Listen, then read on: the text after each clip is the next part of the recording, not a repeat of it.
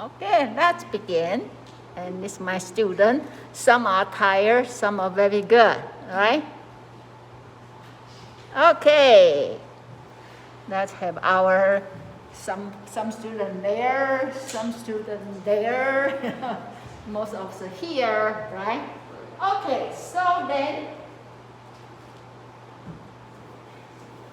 when Morgan said, we are going to have class and called Gestalt. And when you hear the words Gestalt, what's that real mean? What are we trying to do? And then I shooting a bubble. It's always in my video. Okay, so when you see that, when we want to talk about Gestalt, anybody want to take a guess? What's this theory maybe going to be about what? What's that word even mean? And what before I tell you what's this, can you tell me what do you have in mind?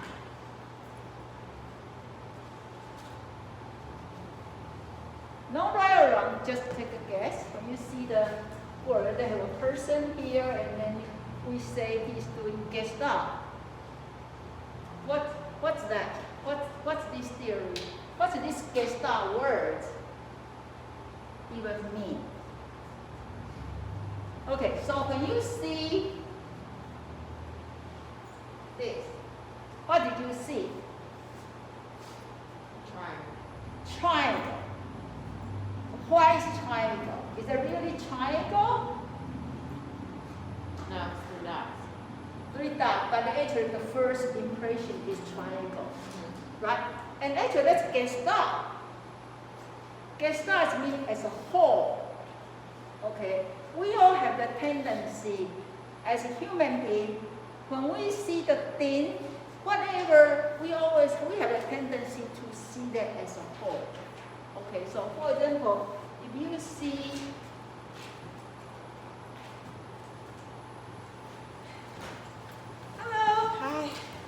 so you be driving okay? Yeah, I'm taking my mom's car. Yeah. You take her car or she drive you here? You take her car? I took her car. Yeah, so she cannot go out? Well, she ended up getting it fixed, but that's my fourth Uh-huh. tire this year, so Okay, I I think she's know. a little angry on it. I know. When I drive the car, I say, don't give me flat tire. Please, please, please. Actually, I think it's last year, right? Last year or one time before I started driving my car and I realized I didn't have my cell phone with me. So I said, okay, hope nothing happened. And then after I drive about 20 minutes, I passed through pothole. And then I started to see the lights on the tire. And then I got my tire. And I don't have cell phone. So then now what can I do? It's in riverside. I don't know if you know compass. So I said, okay, I don't know what to do. Okay, only thing I can do is drive slowly and then turn and to my car dealer. So I drive about like 30 minutes and everybody follow me and the car drives up because it's flat tire. And then I know Toyota is somewhere, so I have to drive 30 minutes. And then actually I'm on the way to here to do student exam. So when I get to the Toyota, the first thing I say, can I borrow the phone? And I call secretary here, and they said, please go to my office, get the exam to my student. And then when I in the Toyota, I say, I want to get home, because I don't have my phone. So they have a shuttle bus, take me home. So I don't know because I don't have my cell phone. So cell phone is important, right? Okay. So we all have a tendency. So for example, when you see this, we have a picture, okay? Or when you see a line, when you see three.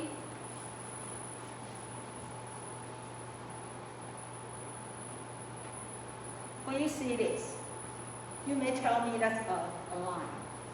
Or if you see this,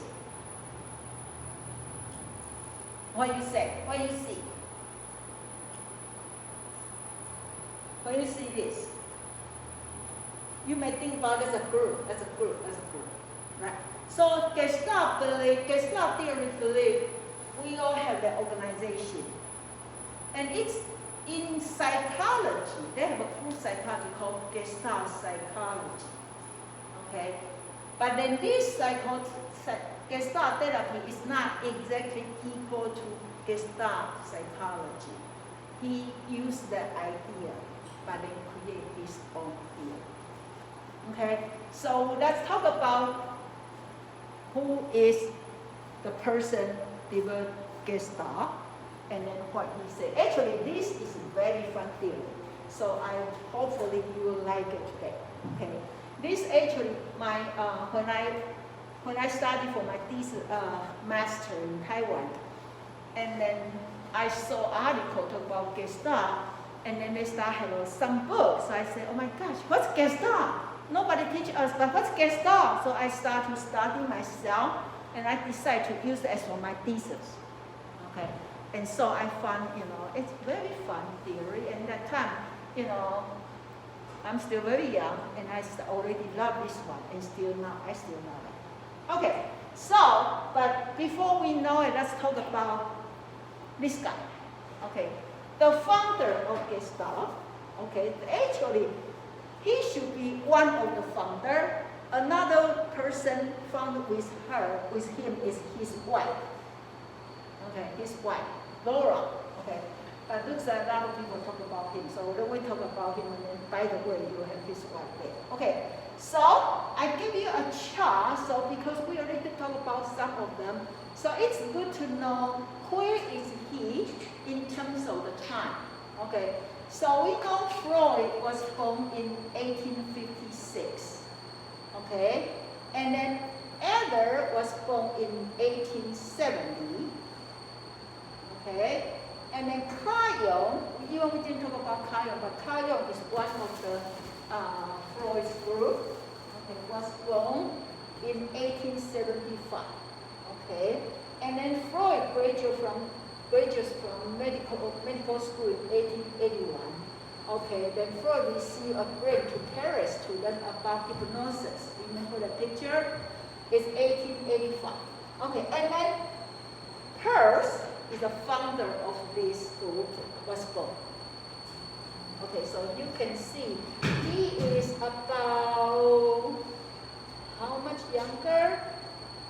90, please subtract 56, about what, 20 some, right? He's younger. Okay, so but he was born in Berlin, Germany. He's not from here, but he also Jewish.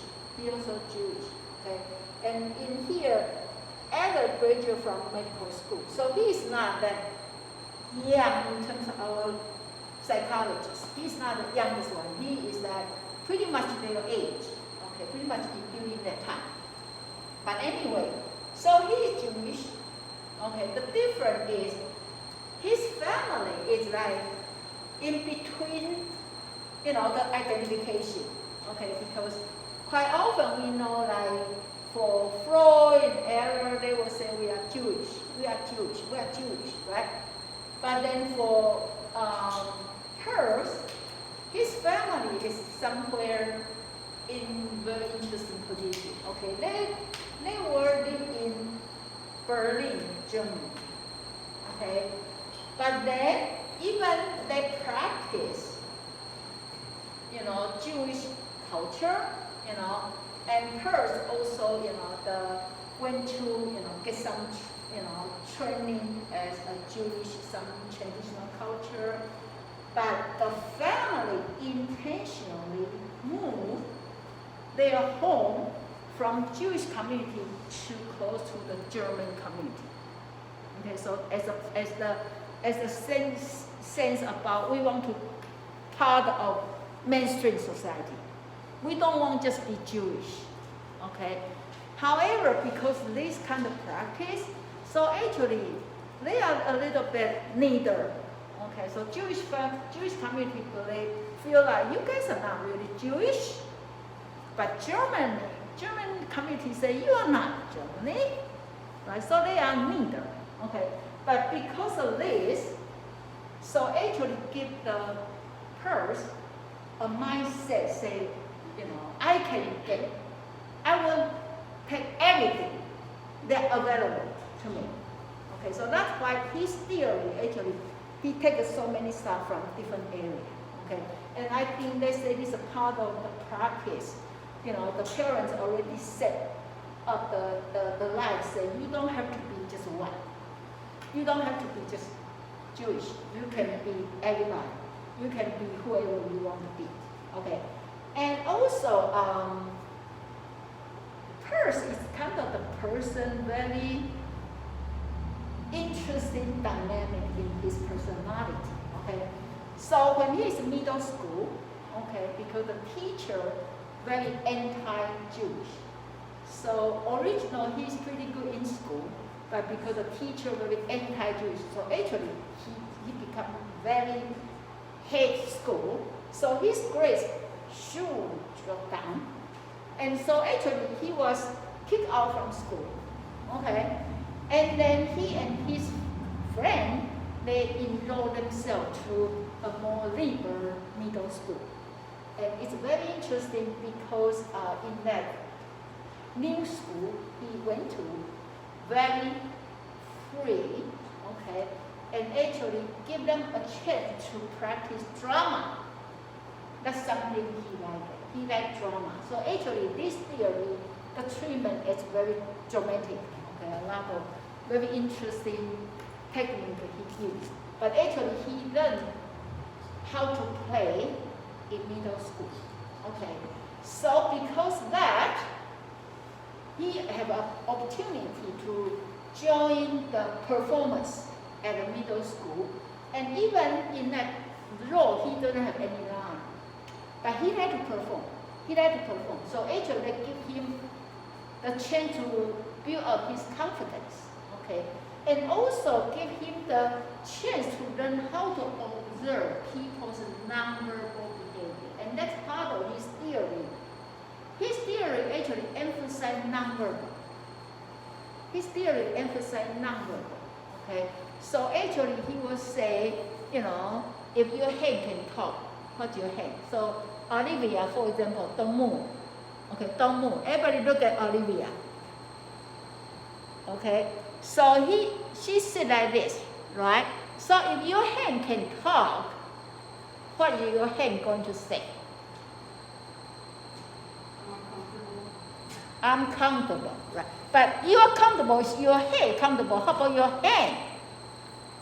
Higher? Now you are so heavy, right? You are so heavy, hand, right? So actually, he used a lot of nonverbal in his technique. He believed, it's important to observe people's nonverbal because nonverbal give you more message than verbal. Okay, and that actually come from this training. In middle school. He already was trained how to use nonverbal message to pass information. Okay, and then this also give him the skill how to interpret the body language, and so this become part of his theory later in his development, the theory. Okay, now also because he found through the play, he found he can be himself. Okay, so he become mature. And then they also say, increase his relationship with his mother because before he's a trouble kid. He always hit and run. And the mother had to clean up everything for him. So actually, they don't have very good relationship. But because this, he started drama and then helped him improve his grade. So they have good relationship. And also because that, he's pretty good. He went to the University of Berlin for medicine. Okay? And of course, he go to medicine. He maybe want to study about psychiatry. Okay.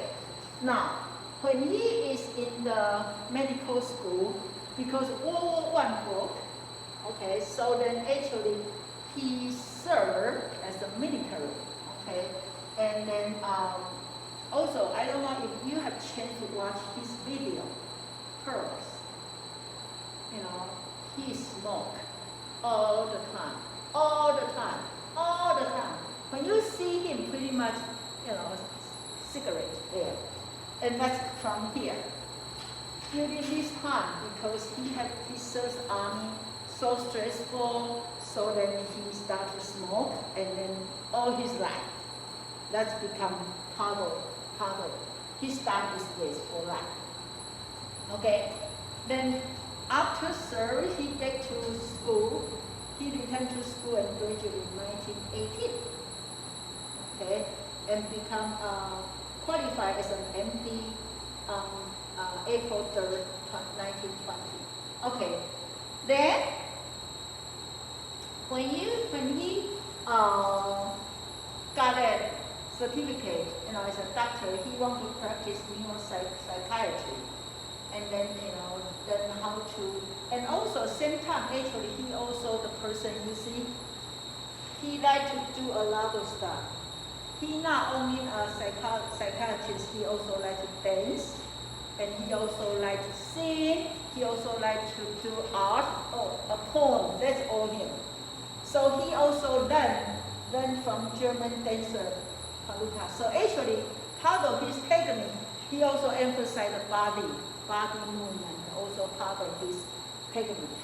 Okay, and then here he said, for him, he not only a doctor, he considered himself artist, poet, architect, writer, and actor. That's him. What's the noise? I think it's like, Huh? yeah. Do I push something? Ooh. So are you guys will be okay, right? Won't be too high, right? You okay? Okay. Ooh, thank you, Gina. Okay. So in 1923, okay, he kind of said, well, I want to go to America. I want to go to America. I want to go there to learn more. So actually, he come to New York in 1923, but it's very interesting. He is so homesick. So after 6 months, he returned home. But actually, during this time, he started to be so confused himself. He thought, I should be good. I should be able to handle my life. Why I'm not even able to handle my life in America? So when he returned to Germany, he started to receive counseling from psychoanalysis. Okay, so that's Freud group. Okay, so he really need to search his own identity. So he started to have a counselor, and actually, he have counselor pretty much all the way in his life. So the first psychoanalyst is Karen Honey. Later refer him to somebody when then Perls tried to move to the friend home. Okay, so he had him, and this is very important because you can see how he associates with Freud because his own trouble. So he started to see counselor, he started to see psychoanalysis, and then he started to learn how to become a psychoanalyst as a client. Okay, then he moved to Frankfurt. It's not too far away from his hometown, but this is a place. There are a lot of Gestalt psychologists, a lot of existential psychologists live there. So when he moved there, actually he spent a lot of time to get training how to be a Gestalt psychologist. Okay, and at the same time he get to know the girl, Dora. Okay, and actually that lady is very good in existentialism. Okay, so that's why he started to get to know the part of theory through dating with her. Okay, and then actually they married in 1929. Okay, now after that, actually, here say that's how he learned from. You know what's existentialism, right? Franco. Okay, it's is from Franco. That time Franco is not existing yet because Franco much younger than them. But that is an existential theory. Talk about freedom, talk about loneliness, freedom, all this. It's existentialism. Okay. So after he finished the psychoanalysis as a client, he said he want to practice more. They said, okay, you want to practice more, then you come here to see client, and we can be your supervisor. So then he started to learn how to be a psychoanalyst. Okay, so that during that time. Okay, now, because of that experience, so he get influenced deeply by Freud. Okay, now, something happened when Hitler hit Germany. Okay, when Hitler hit Germany. So you can also see a lot of these psychologists, they were influenced by, impacted by Hitler. Okay, and then he also one of them. So because he and his wife very active, anti-Hitler. Okay, and they start to hear people disappear when they sleep. So they are so scared, they hide, especially at nighttime, and they realize it's no way they cannot survive. So actually they decide Nora hide it back to his home with the mother temporarily, and then Perls, actually he escaped. Okay, where's that here? On March 25th in that year, he hid 100 marks inside a matchbox and crossed the border to escape into Poland. Did you ever know the Sound of Music, the movie? Whenever I see they are cross border, I think about Perls.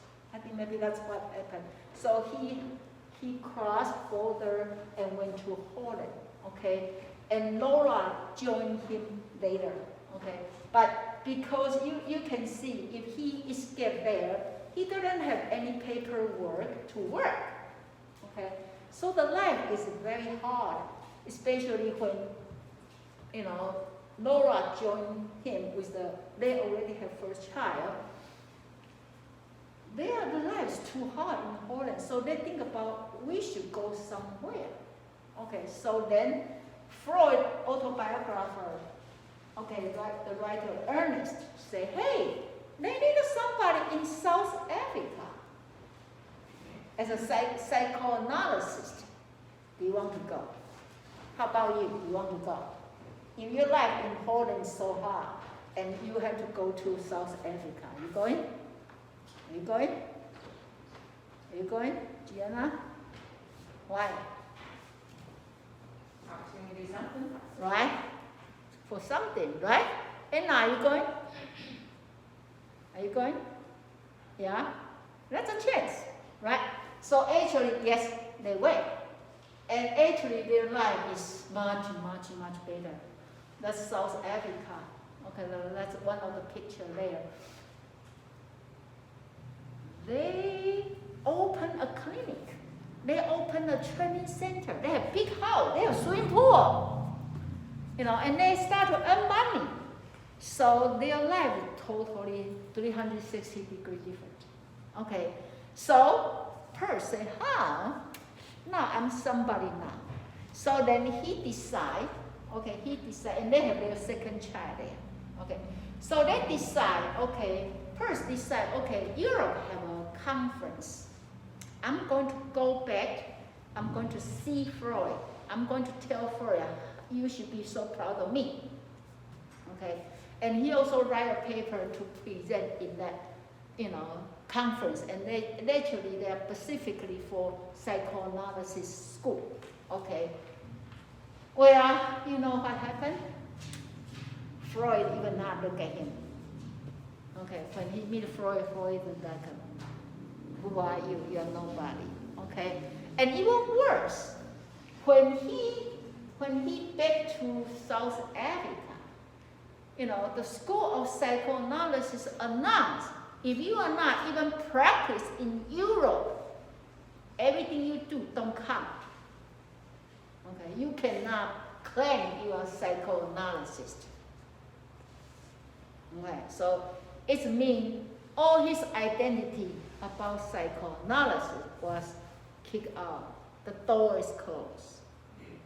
So you can see actually up to this point, Eller had been associated with psychoanalysis and then he left, right? And then Frankel and left, right? And then now it's Gestalt, same thing, left. Okay. So then, well, good thing here, so many interesting. So if you don't want me, Freud, now I can create something else. Okay, but still, his theory is still somehow related to Freud, somewhere. Okay. Now, so he starts, so during this time, okay, so that's from 1934 to 1946. So he stayed there quite a long time, like about 12 years, right? And actually one of my students right now lives there, from Taiwan, and then she lived over there. But anyway, so he started to learn about different theory. Okay, so first he got from idea from the Prime Minister from South Africa to learn about how important to believe everything you should consider your relationship with environment. Okay, so look at here right now. If you look at yourself, where did you sit? So I can see Hunter sit in the middle. Hunter and Morgan pretty much in the center of the room, right? And then Domenica is there, very corner, and then Emily also in the corner, and then you guys are here. Why is this position? Why you sit here? Well, I like being in the front, and I feel like I can see everybody kind of. Okay, so you pick the seats. You pick the seat. Yeah. When you walk in, are you the first one, and then you No, pick the one? I wasn't the very first one. Okay. There were seats open in the back, but I didn't want to sit in the back. Okay, and so you found the seats. Yeah. Okay. How about the center, the middle person? Why you pick this one? I like being in front. Oh, you like to be in front, but you don't want to be this close. Okay. But then you are in the center. You three in the center role, right? Hunter, what's that? Why the seats? I picked it so that the screen's right in front of me, so my neck doesn't have to be like tilted. Okay. And then Amber? I just kind of sat here too with an open seat. Okay. It's only an open seat, so you pick. So you choose, right? So then how about Emily? You're so in the corner. Well, I was late that day, so it was one of the only seats left. And then you never able to take over some other seat, right? If you have a choice, what seats you would pick? Probably like the row where Olivia is. About that one. Okay. How about Dominica? Why you pick that one? Nobody's behind me. I can look out the windows if I want. I can see everything. Okay. And now is that the same reason? Yeah, I kind of just like being in the back. Okay. See, your environment, you and your relationship with environment, it means something. It means something. How about you? You are beside the window. Well, I want to be close to the front, but I don't want to be right by the AC where it hits in the front, and I like to be by the wall. Okay. Interesting, right? So if you take airplane, what seats you like to have? You take aisle or middle or window? Window? How many you like window? Okay, but you have to do like this to the restroom. Right? Right? You say, excuse me, right? But beside that, you hold the window. You can see outside or you don't need to see. How many are you going to sit in the aisle? Only two. Why? Because why? So I can stretch my legs out. And you can even go out like this, and you go to the restroom any moment, anytime you want, right? Jella, how about you? You don't have to cross over anybody. Huh? You don't have to cross over anybody. Yeah, you can go. How about, of course, you won't pick the middle seat unless you have no choice, right? Anybody have been sitting in the middle seat? Okay, and how do you feel? Like a child. Right? And you have two people beside you, right? Right? And so actually, Some environment you can pick, some environment you cannot pick, but it's good, important to see how your relationship with the environment. Okay, and also they say environment actually make you different, right? So for example, if you are in front of white color, looks different than if you are in front of brown color, right? And like snow, when the snow come, in the daytime and nighttime, they looks different, even they are same snow. Okay, so it's important when you are work with people, you need to know what background they are. Okay, and then we are going to show some pictures because the background different, so they look different. Okay, but he learned this from this South American Prime Minister. Okay, okay, and then also you can see he joined the military when he in medical school, right? Right now he is in South Africa, and he also joined military. He must be an interesting guy, right? He volunteered, become volunteer psychiatrist for South Africa Army. Okay, and then gradually because the environment changed, he started to feel South Africa maybe not the safe place to stay. So he decides, maybe I should go to America again. Okay, and this time is this remember his counselor, Honey. Okay, Honey. So we are already in America. We said we can sponsor you. Okay, so he came to America by himself first. Okay, so he come here and then Honey introduced him to see many psychologists, and then also he started to get training. But actually he also get homesick again. He got homesick again, and then good thing is his wife joined him very quick. Okay, so then they start to when the wife joined him. And they start to create Gestalt counseling approach.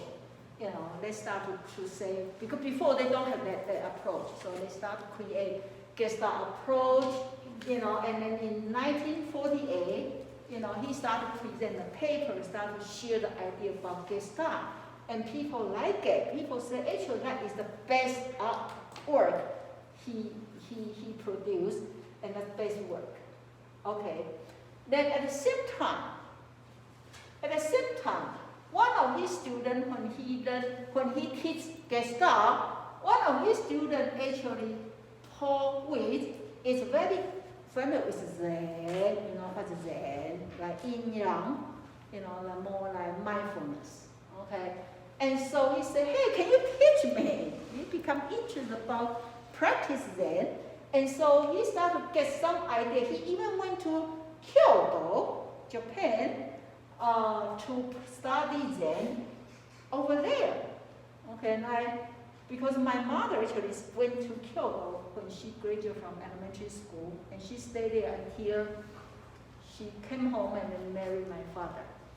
But my mother never took me there, so I only see the name. I never been there, but anyway, so Perls went there to study Zen. So you can see he really like a person. When he heard something, he want to learn.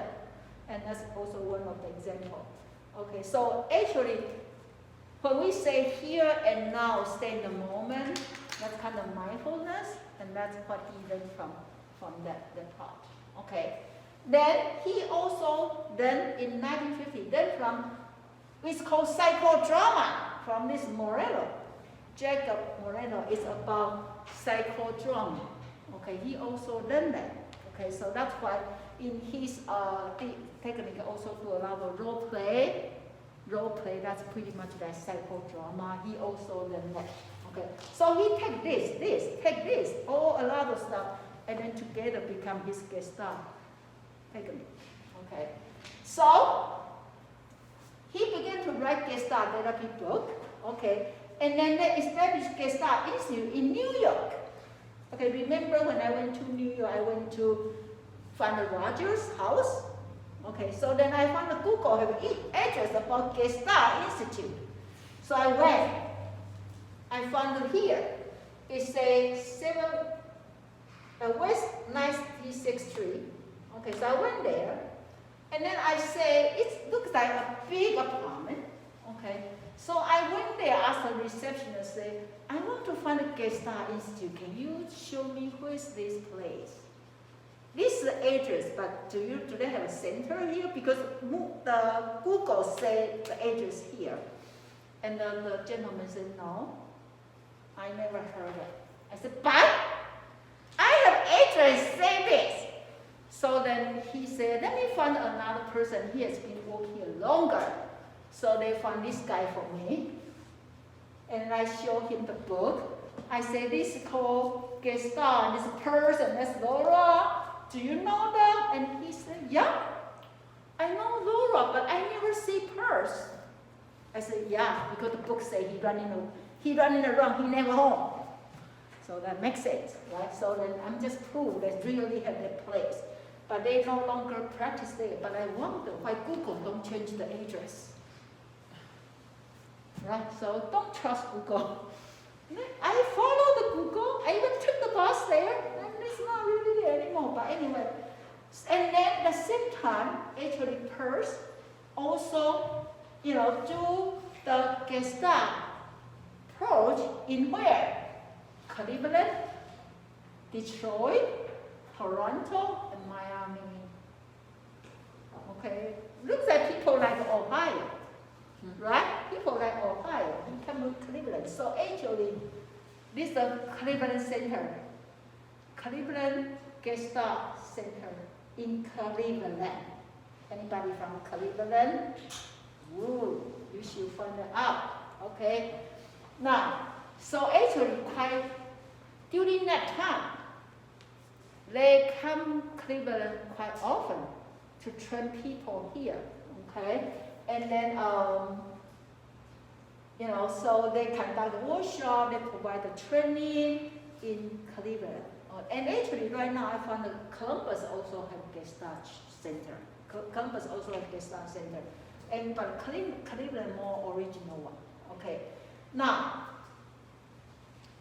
but in 1956, okay, Perls, because he had problem in his heart, and then he feel Ohio is too cold, okay. So then he went to Miami, Florida, okay.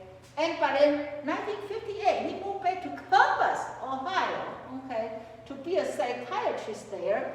And then they worked at a hospital called Columbus State Hospital. I don't know what the hospital right now, but in that time called Columbus State Hospital.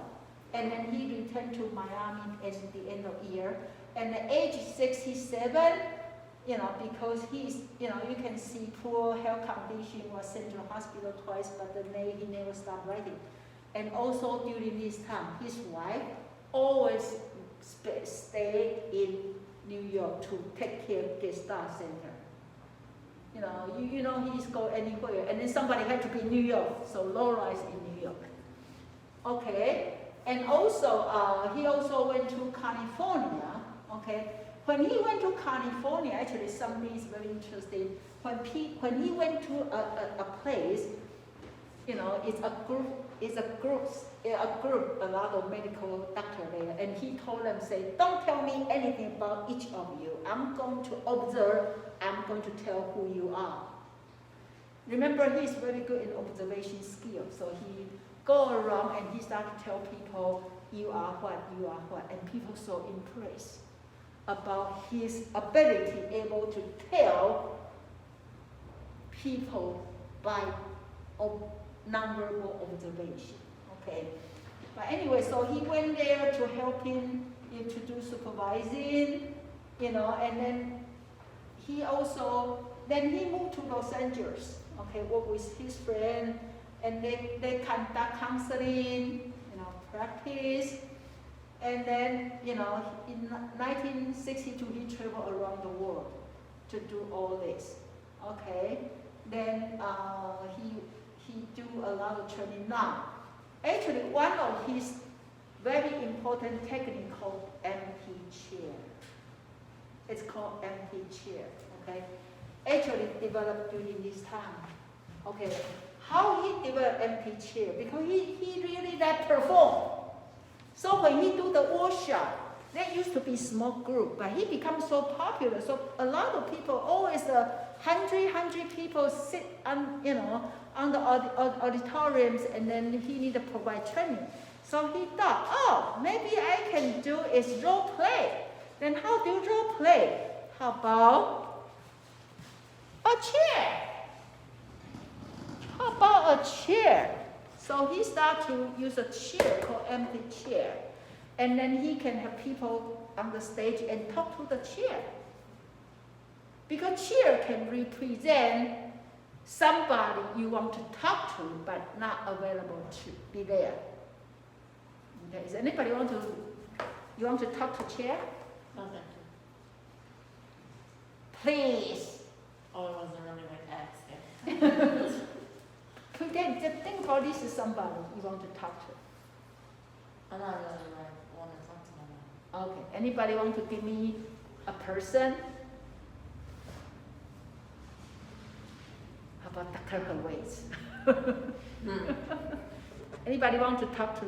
So this can be like somebody you really want to talk, but you are so afraid to talk to. Okay, and then you can either, rather than practice with people, you practice a chair. Okay, and actually that's kind of like starting during this time.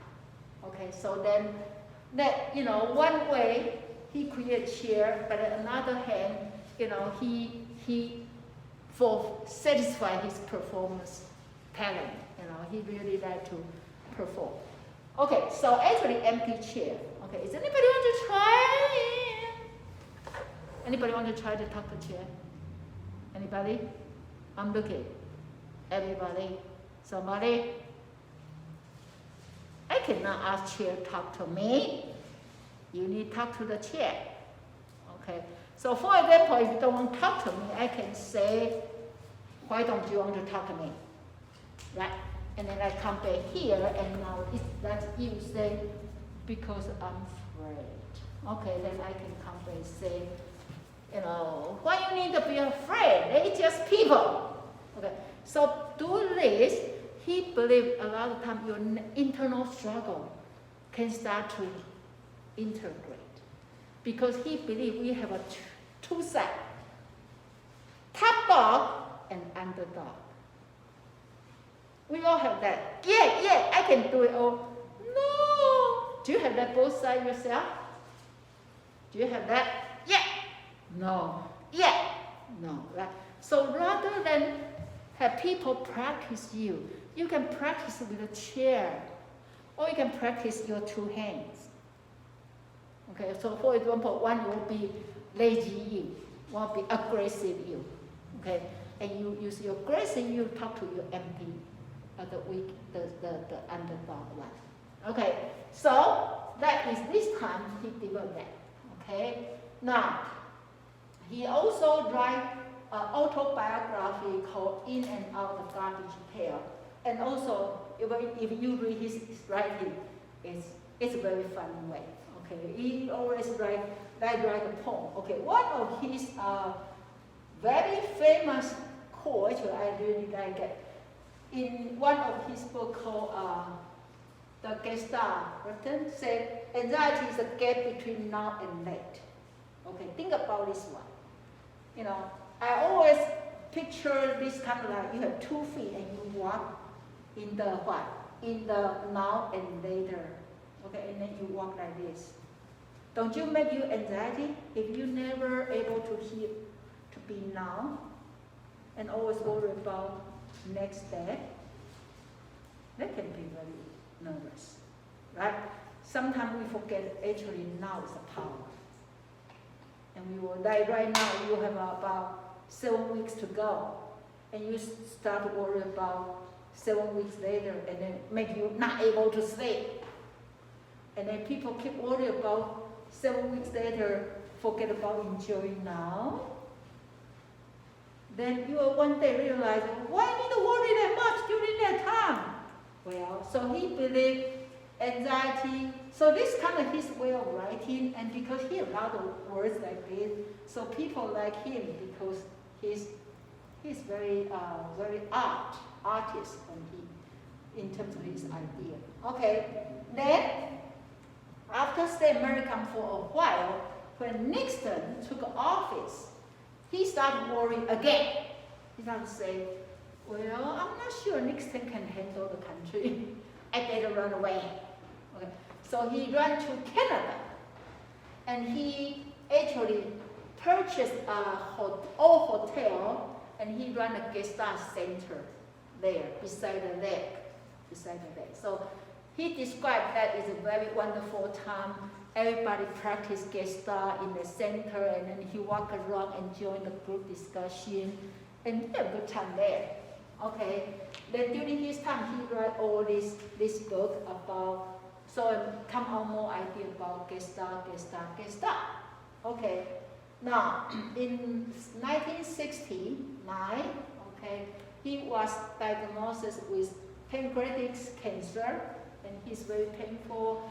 And then Laura said, do you want me to come with you, take care of you? And he would say, no.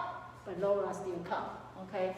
And then this time he not able to survive, he died. And so when he died, actually, his friend write this farewell word to him. Okay, say, you are very definitely not a good boy. We don't even know where to say goodbye to you because you just go anywhere. You just hit and run, hit and run, hit and run. That's him, okay?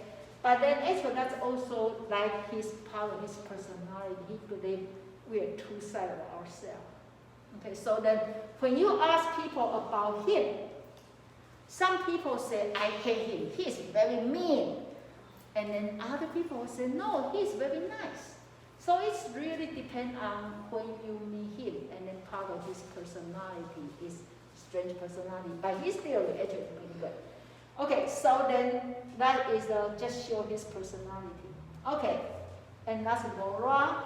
Okay, that's his wife. And then actually, we already talked about him, so about her. So so now let's go to his idea. Okay, so the reason I put him after Rogers, because they have a similar idea about we all have potential to grow. Okay, we all have potential to grow. Okay, and so he also believed, okay, here say, one of the best effort of a person is to thoroughly understand their own nature and then do their best to bring out of their ability and make themselves a complete self. That's similar to Rogers' idea. Remember, we say, Rogers say, we all like, if you are the seeds, what kind of seeds you are, right? So if you are the tree, you have to work the best for you to become the best tall tree, right? If you are the flower, then you should grow the best, be a beautiful flower, okay? So that's important for Gestalt, is he believed we all have the potential, but you need to know who you are. You need to know who you are, okay? And to be the best, to be who you are, okay? Don't work so hard. If you are a flower, don't work so hard because I won't become a tree. You will never become a tree, and you'll be always disappointed about yourself. But if you work very hard to be a good, beautiful flower, you'll be satisfied. Even you never be tall, you never be strong, but you are beautiful because that's a flower. Okay, and that's important concept for Gestalt, to be who you are. Okay. Now, so what's Gestalt mean? What's Gestalt mean? There are two. Gestalt mean a whole, a complete pattern, form, configuration, structure, relationship, integration. Okay, so to be Gestalt, that means you have to integrate yourself, become a whole. So if we have a weak one, we have a strong one. Gestalt will be you make yourself combine, integrate your weakness and strong strengths together, become you. Don't you think that's beautiful? You know, like some fruit can be sweet and sour, and this taste good. You know, you cannot say, I deny my weak part, I just want to be strong me. No, you have to, and actually once you combine these two together, they can become different flavor, right? So that's called Gestalt.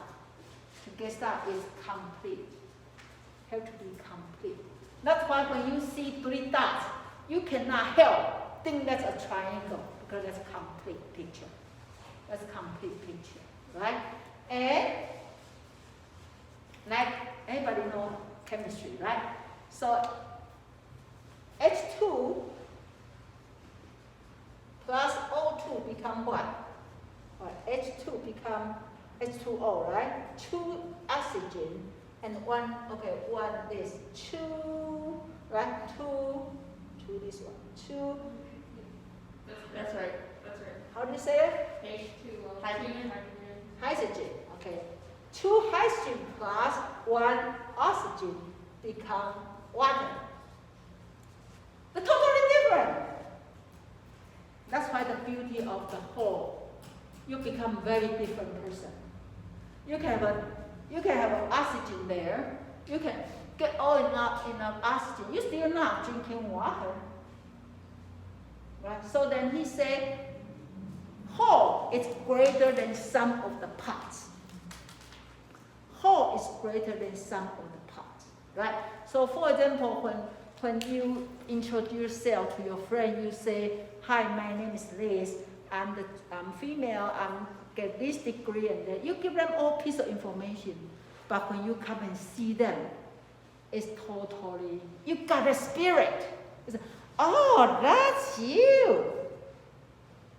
Right? So then he say, when you helping people, you need to treat them as a whole. You cannot treat them just like others say dividing, others say undividable, and same thing here, right? So that is important. That means Gestalt. Okay, I think water is a very good example, right? Understand, right? Okay, so when we say Gestalt, okay, they have 2 levels there. One is what? One is you need to help people become a whole. That means self-actualization. When they become true themselves, that's their Gestalt. That's their Gestalt, right? So right now you work so hard to get this class, get this class, get this class, get this class. But when you get your master's degree, that's a whole. That is so many classes combined together. But then it's not class. It's not even there. It's become a degree. It's become a degree. You find that you learn more than class combined together, right? And that's Gestalt.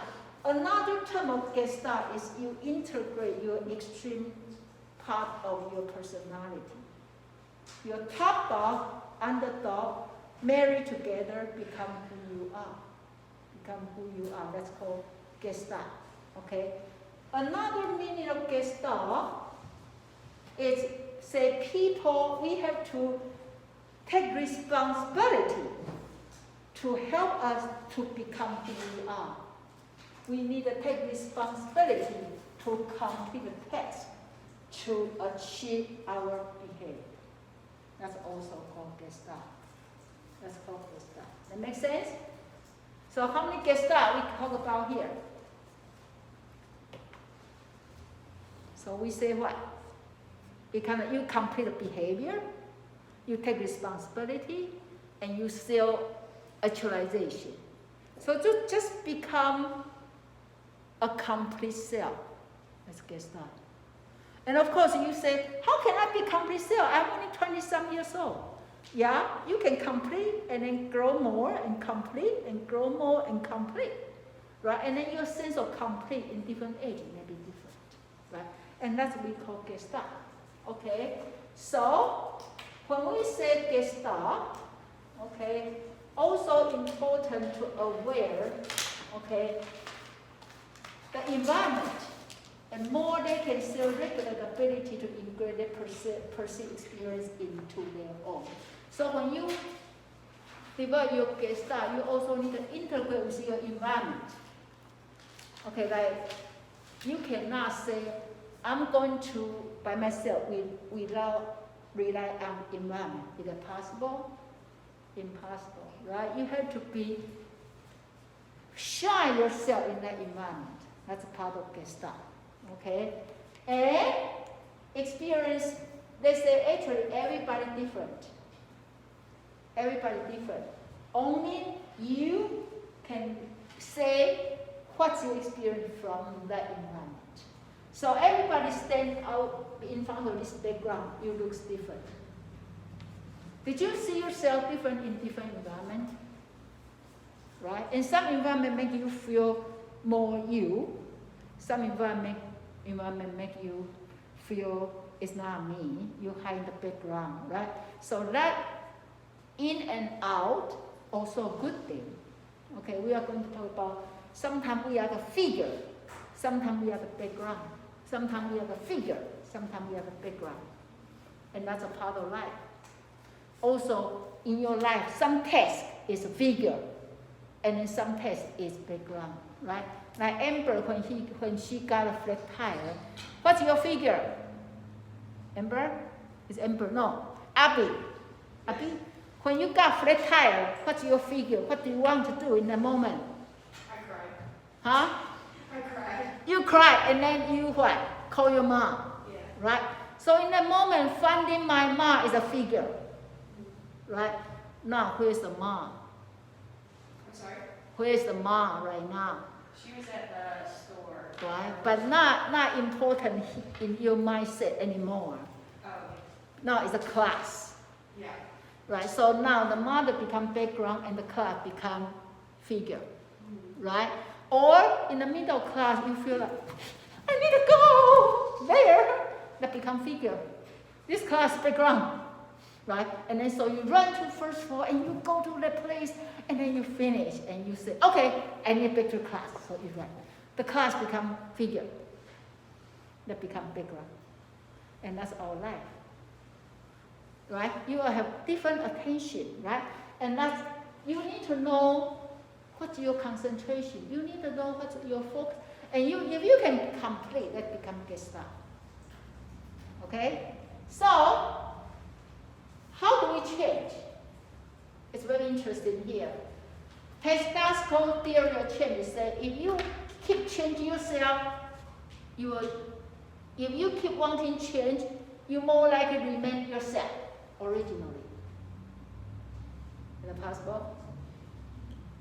Is that a good concept there? So if you want other people to change, they are less likely to change. So if you are dating or you are a friend, don't change them. Let them change themselves, because the more you want them to change, the more they don't want to change. So the best way to ask them to change is tell them, you don't need to change. It's okay. And they will say, oh, maybe I should change. Okay? Now, the real change comes from the true understanding and awareness of yourself, not from the desire to be yourself. What's this mean? What's this mean? The real change comes from the true understanding and awareness of yourself, not from desire to be yourself. What's this mean? Hey, Sasha, you can also talk, you know that, right? I mean, they have to have the desire to change. Yeah, are you the one? How do you think about this sentence? Do you agree or disagree? I agree. Okay, can we get an example? I mean, I think when you like force your like views and stuff on other people, like it's up to them to be able to like have to accept it for themselves. So if they don't agree, it's not something they're gonna be able to use for change. And also, thank you. And also, just like as we say, if you are the seeds of flower, you will understand I'm flower, then you will know how to become a flower. No, I'm designed to be a tree. Okay, so not desire to be somebody. I need to know who am I. That's important for change. Okay? And no undoing rather than doing. In other words, no undoing rather than doing. That means sometimes you don't need to do something. You just keep grow, you become who you are. Why you need to change? You know, sometimes you change to somebody, not even you feel uncomfortable. Then you change back. Say, it's much better. Right? And also, life experience cannot be replaced by second-hand material. Same thing.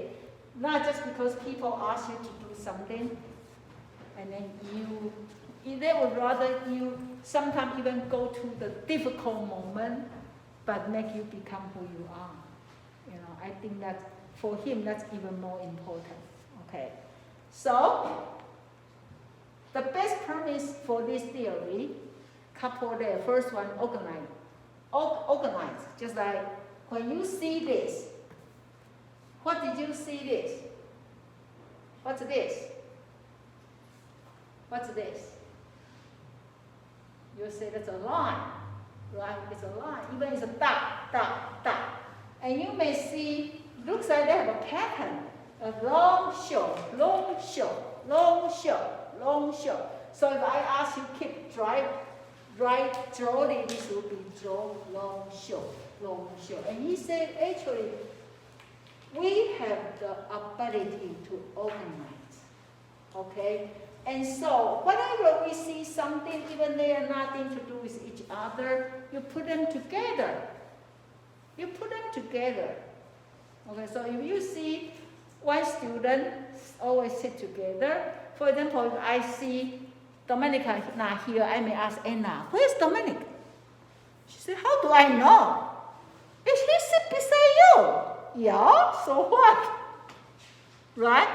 Can be like this. Because teacher assume just because you guys sit together, you must be talk to each other all the time. Not sometimes not necessarily true. Right? But we have that organized. We have that organized. When we see things together, we tend to believe they are together. We tend to believe they are together. Okay, another one is we have the ability to be balanced. We have the ability to be balanced. Okay, so for example, okay, so when you have the needs, you not fulfill, what make you feel very uneasy? Yeah, very uneasy. Your needs, you need that. You need to do something to keep the balance. Keep the balance. Okay. So for example, if you know your friend, you're supposed to be here together, your friend's not here, you keep saying, oh my gosh, where's my friend? And you keep call. And then once your friend here, yeah, now we're supposed to be together, so feel balance. Okay. Or when you are hungry, you have hunger needs, and you need the food, so you feel so uneasy in the class. Why you don't? Why class still there? I'm so hungry. And then once the teacher let you finish class, you go out and finish eating, and you come back and say, whew, you feel balanced. And we all have that seeking to feel needs, desire, okay? And that is nature, okay? So the process of life always rotates by imbalance and balance, imbalance, balance, right? So right now you are still pretty balanced because right now you are in school. The school still on. But once you graduate, then you feel out of balance because you look like you need a job. Otherwise, when I wake up, where should I go? Right? Where should I go? Okay, so then you're looking for the job. And once you find a job, okay. And then once you have a job, you start looking for something else. And so you are balanced, imbalance, balance, imbalance. And that's a good thing. Don't you think that's a good thing? Your life always balanced, you feel too easy. You feel too easy. And then when something missing, you feel imbalanced. But that is, you start to have motivation. You start have motivation. Don't you? Why you go to do grocery shopping? Why? You don't have any food, so you're out of balance. Your refrigerator open, nothing. And so now when you shopping, don't you feel so good? You need to buy something. Why you do shopping? Buy the clothes. Nothing to wear. And that give you a good desire, right? So actually, did you have experience when you are so hungry, you go to a shopping center, you buy so many stuff? Because you are so out of balance, right? And he said that is a nature. That's a nature. Out of balance and balance and out of balance and balance. That's nature. Okay, another one is horizon. Okay, and then this is greater. Okay, greater. We say whole is greater than sum of the parts. Okay, we already talked about this, right? So if you put every piece together, still not you. Still not you. Once you see that whole person, then make you get, oh my gosh, you look so beautiful. Better than this part of chopping down, right? And so it's important, to see. So that, for example, you have 5 fingers and palm, but together is a hand. Together is a hand. They can do more than each finger, right? They can do better than each finger, right?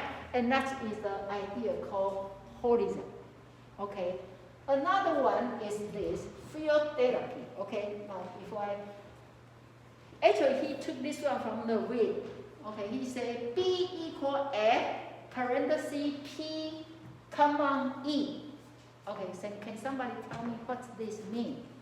What's B? What's B?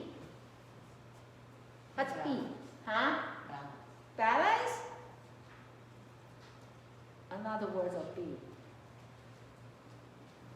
More obvious words, not the describing. It's more like whatever the human being. BE something. Yeah. Behavior. Okay, behavior equal what? What's P?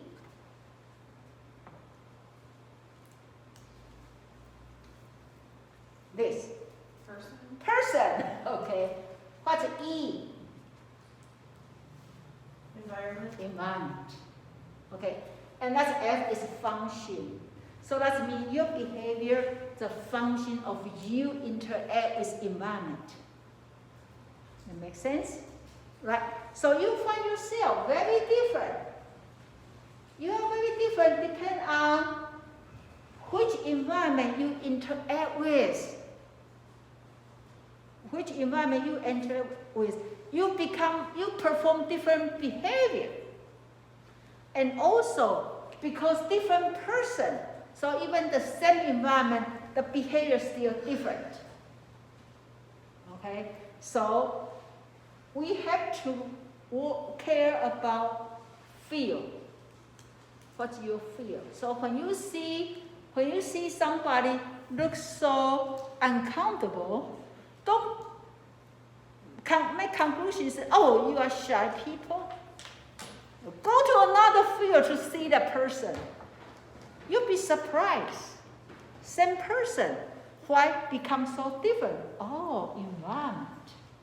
Or the same environment, somebody so comfortable, another people not comfortable. Oh, the person. Okay, and then actually, that more interaction. And then F functions mean they are more than the interaction. More than interaction. Okay, so this is B. Test your memory. B equal what? Behavior equal what? Behavior equal what? The environment and individual.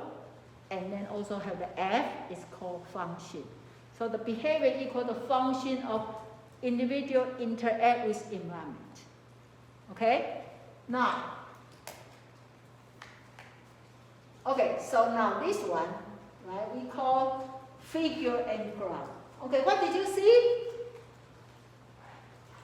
What did you see? Two faces. Okay, who see two faces? I Okay, see two faces. what did you see? What you say? Two faces. Two faces. Two face. Okay, is anybody see another picture? Yes? In where? In the middle of the faces. Right? Okay, now focus on middle. Do you see? Do you see this? Right? And now the face become background. So that depends on which one you want to focus. Right? If you say, oh, two faces, you keep looking, yeah, two face. But then when she mentioned, no, there's something else. Now you want to focus on that, the face disappear. Right? Okay, so that's called figure and ground. Figure and ground. Okay, so when something you not pay attention, that's ground. When something you focus, it's become figure. Right? Become figure. And we say sometimes depend on your needs. Right? If you go to grocery store, you need to buy a salt. Right? Because your mother said we need a Coke, we need to run out of salt or sugar. You just go, where is that? Where is that? And then you forget about anything else. You just need to focus on that. Right? And once you finish this, oh, yeah, I remember I still need some, apple. Okay, so then, oh, where's apple? Right? And that become your figure. Right? Okay, now, look at this. Okay, so we just say in our life, right? Sometimes because you need something, that become figure. Okay, and when you finish, that become ground. And then another desire come in, and then you're done. So if you can do this smoothly, you complete, no regret. So you come to the school. You finish degree and you're done. Oh, you're dating with a guy and then you marry and it's done. Okay. You want to go to America and then you finish degree and then you go home, done. That's the lucky of the life. But sometimes you are in the middle of figure, but somebody pull you down. Say, no, that's not. You cannot do this. So for example, people come here for the program in the middle of the school. Something happened, they have to drop. Right? They are not finished naturally. They are not finished naturally. Right? You know, sorry, I'm Abby again. I want to go to school. My goal is to get to school, but I got a flat tire. Something drop you down. You're not finished. And actually, this for Gestalt called unfinished business. Unfinished business. And this can be very big trauma for people because they are not able to complete in the figure ground process. Figure. That's why empty chair had to come in. Empty chair comes in because if you in the middle of something you're not able to finish because some other reason, it becomes regret. And you always think about what if? What if? Right? What if I keep going? Now all my classmates in the class, I'm home. Not because I choose to be home. I won't able to finish school because, right?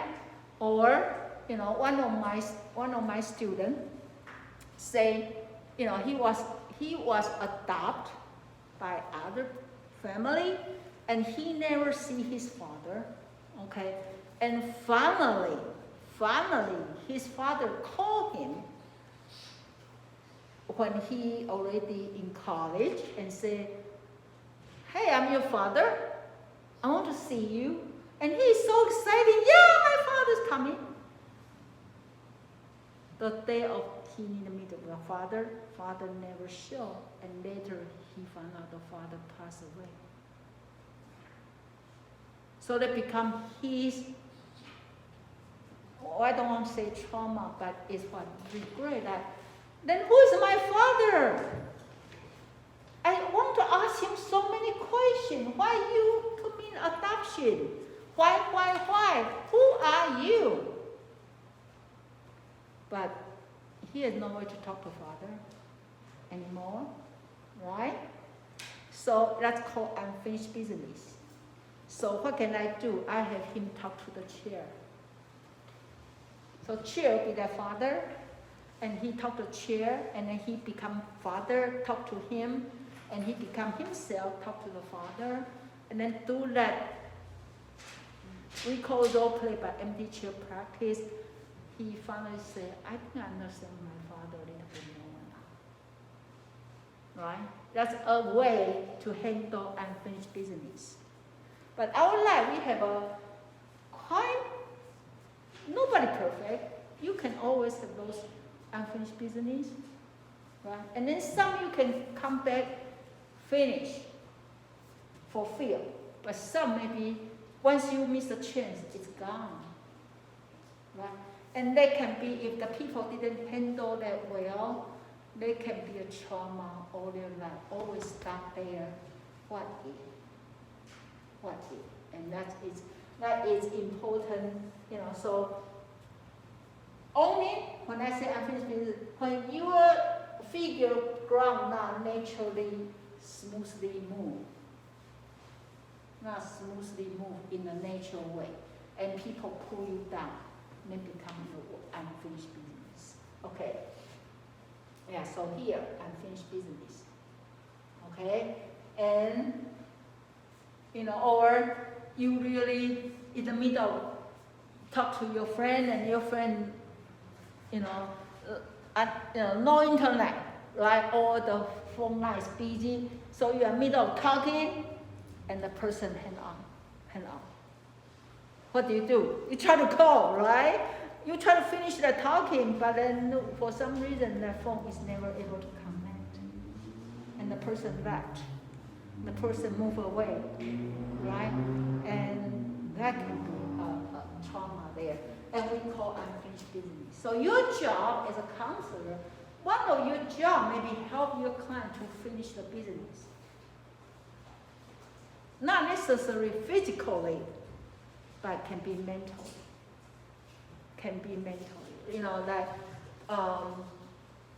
In my book, I use one of my clients as unfinished, as a Gestalt. His son really liked motorcycle, so when he get into college, the father buy him a motorcycle as a gift, and they have a good time. But then before school started, the son ride a motorcycle out, and got a car accident and died. So he actually really upset. He said, if I'm not by him, then this will never happen. Right? So actually, I need to have him write a letter to the son. Tell son what's a good time he has with him with the motorcycle ride. Okay, and tell son, I really love you and I really want you to come back, But then after write several letters, the last letter, I asked him, finish everything and then say, it's time for you to go. He said, I don't want to write this. I said, okay, calm down and think about everything. Your son already have a very good life, and he decided to go. Okay, and when he write, he cry. But after he finished the sentence and say out loud, he said, okay, I feel better. I know my son in a good place. And that's kind of, I help him finish. So that's how we can do. Of course, you cannot bring your son, but you cannot just tell them, forget about it. There's no such thing called forget about it. You need to help them finish. in their own choice, right? Go through the whole, maybe it takes more time, then some people, some jobs, something is harder than another, right? But then they're all important because they can be the matter of the trauma. They can be the central part of your trauma because they are not finished. Okay? And so here say, you can use the verbal, non-verbal to express the feeling. Sometimes if they cannot say it, then you ask them to acting out. So for him, I say, okay, he always stand like this. Can you have one step ahead to move to finish, to say goodbye to your son? He said, I cannot. I said, can you just do this? He said, what does that mean? I said, that's me. You are going to move to finish ending this issue. And so once he said, no, but once he get this, he said, okay, maybe I can do it. Then how about next step? So maybe sometimes, but the verbal too hard. How about body? Your body can say something, right? And once you move body, you start able to feel, right? Okay, now, he also believes it's important to have good connection with outsider, with other people. Okay, that's called contact. But sometimes people don't have good boundary between them and outside people. Okay, and that's a couple things called mental disturbance about resist contact. Okay, couple things like this. Okay, our boundary between us and outside. Okay, this one called introjector. That means they have tendency to uncritically accept others' belief and stand up without assimilating them to make them congruent with who they are. So they just take.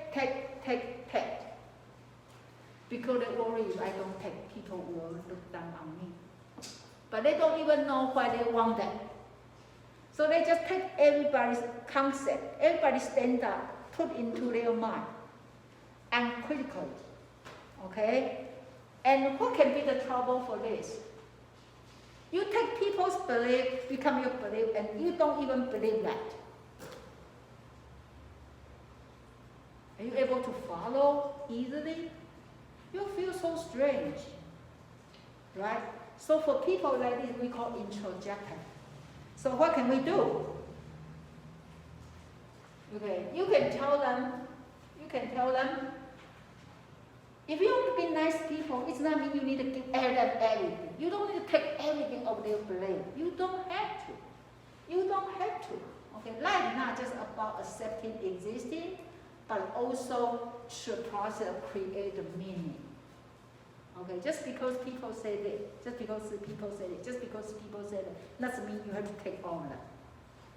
You have to make them become your own way. You maybe take a small piece of this, or if they are sweet, you become salt. You become, salt because you don't want sweet food. Okay, and so that is the way you help introjector. So introjector is what? When I say introjector, what does that mean? You can look at that. I'm not Jan, I cannot cover that. Right? So what's introjector? You accept, you take people's stuff, even without your own digest. Okay, that's called introjector. Okay. Another one called projector. You disown something about yourself to assign those to the environment. That's not mine. That's not me. No. You disown, that's you, but you push to the environment. You push the environment. Okay, you do something and you deny. That's what you do. No, they asked me to do that, not me. Okay, we call this projector. Okay, so what do we help projector? Remind them, everyone is the creator of their own world and then to be responsible for their own world. It's okay to do this. Just think about why you do this. It's okay to own your own behavior. Oh, I know, okay, yeah, I should not eat that big cake. I just feel like I want to eat that moment. Sure, that's fine, that's fine, right? Don't have to push out. And then you keep pushing out, then who you are, right? And it's called, so remember introjector is you take everything, and then projector you push out everything, okay? Now, another one, retroflector. You turn it back onto yourself what they would like people to do to them, or doing themselves what they would want to someone to. So for example, I really want to hit her, but rather than I go hit myself. Okay, or I really want people to be very nice to me, so then I'm very nice to me. That's okay, but then if you are so angry, and then you say, oh, I should not angry with people, and then you start to cutting yourself. That's not good, okay? And this is called retroflector. What do we do with this? Help them to be more able to self-regulate. Okay, manage your emotion in the right way. So if I'm so angry, it's okay. You learn to manage your anger and then calm down. You don't need to hurt yourself. Just because you're so angry and you don't want to be angry to other people, it doesn't mean you have to hurt yourself. You don't have to, right? And also, other people, they are called deflectors. Some people, they don't want to contact their own feeling. They don't want to let people know them, so they're joking around. They're just joking around. Sometimes when you hear somebody talking, they just joking. They're joking all the time, and you don't even know who they are. Do you have people like this? Right? They are people like that. But then if you keep thinking, you don't really know who is that person, right? They're just joking around, right?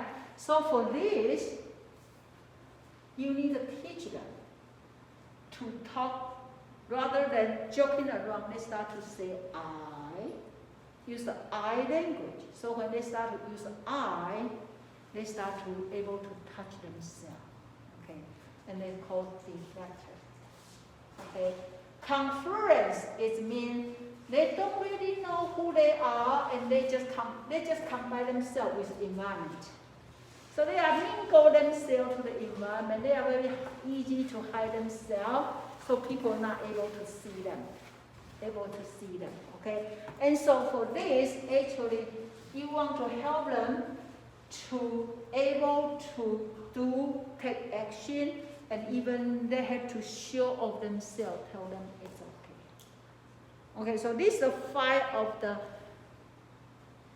way we say it's not really healthy contact. Okay, to healthy contact, interact with environment, you need to be able to trust yourself and then to interact with environment for who you are. Okay, don't pretend you are somebody else. People know if you are not you. If you are not you, everything you do, it smells different. Okay, but those people, they can be because they don't trust themselves or they don't have a good skill. That's why they try to use some way to survive. And so here we say, how do we help them? How do we help them? Okay, you need to change paper people to the real people. I really like this. What's say paper people? When you work with a client in counseling center, you do a lot of talking and you do a lot of paperwork, but it's nothing real. They can tell you, oh sure, okay, can you go home and practice that? Yeah, but they never do it. Okay? Real people is you say, okay, let's do it. You say you're going to talk to your mom. Okay, your mom is here. Let's talk. I want to see how you talk to your mom. I want you to practice how do you talk to your mom.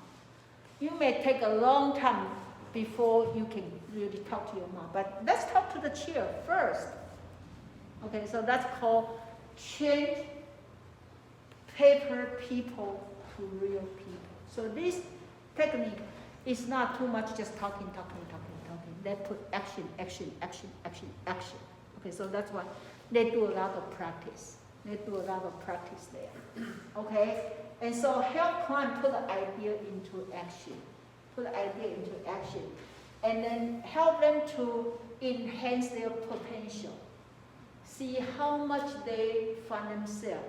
Oh, I can do it! So when they practice, they can say, I didn't know I can say that. Yeah, try again, do more. And actually one of the technique called exaggerate. So for example, if your client sit here like this, and client sit like this, you say, okay, shrink, shrink, shrink, shrink, shrink, shrink, shrink, because you are shrinking, right? And ask them, how do you feel? Oh, it's too much, can I relax? Ooh. And now say, I don't want shrinking anymore. It's too much, right? Because sometimes people want to hide. Okay, hide, don't let it go out. Can I just go out? Right? Can I just go out? If your sister's so shy, when you go out for a party, you say, okay, let's hide. And he said, your sister said, can we go out? It's too much hide, right? So then that means, that's called exaggerate. Exaggerate. Rather than say, don't do it, say, do it. Until they say, can I not do that anymore? Okay, so this is one of the strategies you can do, is change the paper people to the real people. Okay, so our goal first is help them focus on here and now. Focus on here and now. Okay, and this is very similar to what Roger said. Okay, Perls said here is the power. Present is the power. You can change now, right? Like Morgan said, I need to go. So then she go, right? And now she come back. You feel better, right? And then if she stay here and not able to get out, and then in the after class she feels so very uncomfortable because she didn't release. She will say, too late, right? Something happened yesterday. You say, I should. Why don't you do yesterday, right? So take your now, okay? And then that's what Gestalt said. Here and now is important. And then help them increase their awareness and understand about their inner potential. Okay, so if they would have them practice, they will start to say, I never know I can do that. So the more they try, the more they're aware. Hey, I have something. I'm not like a little nothing. I have something, right? And then also help them to achieve self-actualization. Again, to be who they are. You're not self-actualize yourself to become somebody else. You will never become somebody else. You have to become yourself. Okay. So the first goal, we say help client to be here and now. Okay, so that's why he said now equal experience, equal awareness, and equal reality. What does this mean? Now equal experience, equal awareness, equal reality. Can somebody want to tell me what's this? So what's reality? Is everything happened right now. It's real. Like yesterday I can be home think about what I'm going to teach today. But it's still not until I get here and say, that's why when people invite me to give a speech in a new place, I was excited because I'm prepared for my lecture and I don't know who I'm talking to. When I get there, I say, you guys the one I had to talk to? Reality. And then I can experience that. Then I can be awareness. And that's everything happened now. Right? Everything happened now. Only now you can touch. You can hear. Right? And then that's why next year I'm going to miss you guys, but there will be, I cannot do anything. That's why I recorded, so hopefully I can go back and say, okay, looks like we're still together. but still, that's just recording, right? So now is very important, okay? So if you not stay in now, people tend to feel anxious, right? So for example, if you are now worried about next class, you are so anxious because you cannot do anything, you still sit in this class, right?